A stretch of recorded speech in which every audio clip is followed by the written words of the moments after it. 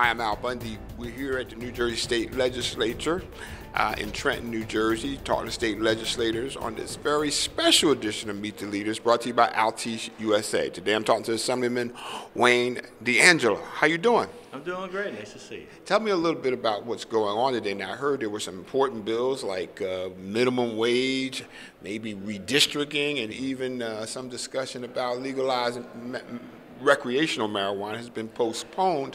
Where were you at on these issues, and why the postponement? Well, I think today we had some strong discussions in our caucus session, starting with raising the minimum wage. I believe everyone in our Democratic caucus is supportive of raising the minimum wage to $15 an hour. We're just working through the semantics of how we're going to get there. Some individuals have brought up some concerns about seasonal workers. They brought up concerns about what we're going to do with the tipped workers. Now, do you need to make exceptions for those because they're so low? Their pay is already so low? I believe that's... But it would hurt the companies if you had a minimum wage? That's some of the discussion that's happening now. We're also having discussion on how we're going to have the time frame of getting there. What length of time we're going to need to do that. Want to phase it in? Phasing it in a couple of years at a time. I know that the Speaker's bill currently, which I'm really strongly supportive of, will bring us to that $15 by 2024, and it breaks out the time frames and increments to get us there. It also discussed about doing some carve-outs for those men and women that are in apprenticeship-able training programs, almost like earning as you're learning. One of the challenges, and me, myself, coming from the construction industry, seeing that, we have an individual who knows nothing about construction, working as an electrician potentially, and starting an apprenticeship training program. They're working arm in arm with a journey person. That person's responsibility is making sure that not only that they're okay and working safe, but the apprentice that's with them, that's learning as they're going, doesn't make any mistakes that could be detrimental to them.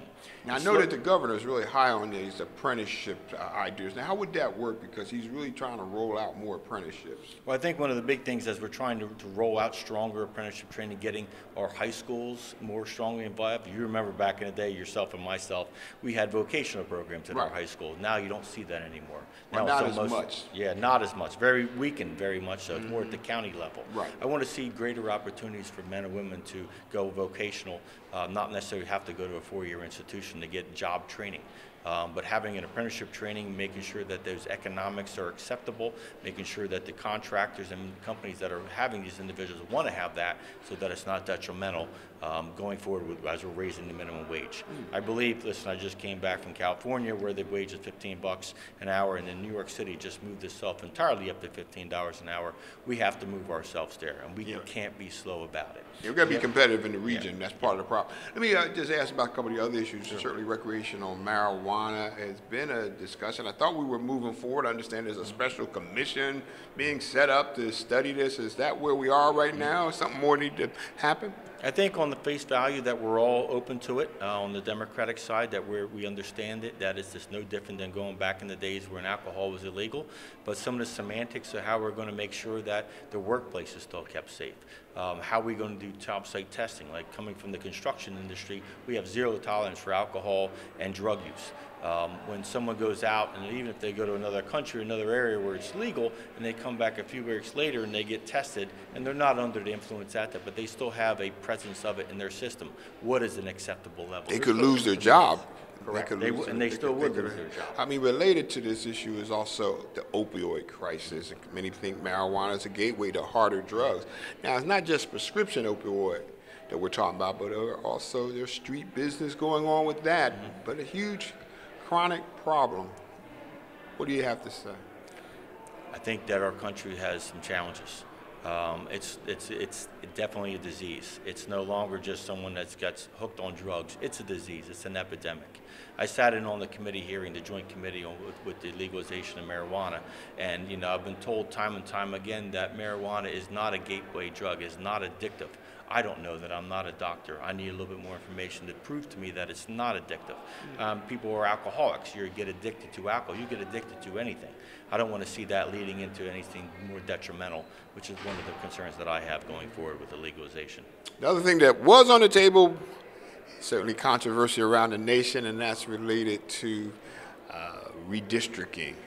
I understand that most people weren't in favor of it anyway, but where were you? Me with the redistricting, coming from a challenging district, listen, if it would be easy if I was in a safe Democratic district, which I'm not. I'm in one of the conservative-minded, moderate-minded districts, and being a Democrat, and I want everybody to go through the challenges that I do on Election Day, which will make life easier. But, you know, listen, we have to slow down the process. We have to make sure that, you know, everybody's heard. I think that's one of the big things we have. I think better word might be fair, though. Don't you? We want to make sure it's fair, and we still we want to make sure we got some partisan or non-partisan involvement on these elections. Listen, before we go, another national story is there's words coming from the White House that we could have a federal shutdown. What kind of impact would that have here on New Jersey? I believe that if we had a federal shutdown, it would be devastating. I mean, New Jersey's second largest employer to our area is the mega base. Right, our second largest employer to the state of New Jersey itself. So having a federal shutdown, how does that impact the mega base, the businesses that are around it, the economics for southern and central New Jersey? I believe it would be catastrophic for us. And, you know, listen, I don't want to ever be supportive of a state shutdown or see the federal government shutdown as well. Listen, we don't want to let you get back to your work, but want to thank Wayne DeAngelo for being here with us on Meet the Leaders on a special edition here in Trenton, New Jersey. Thank you.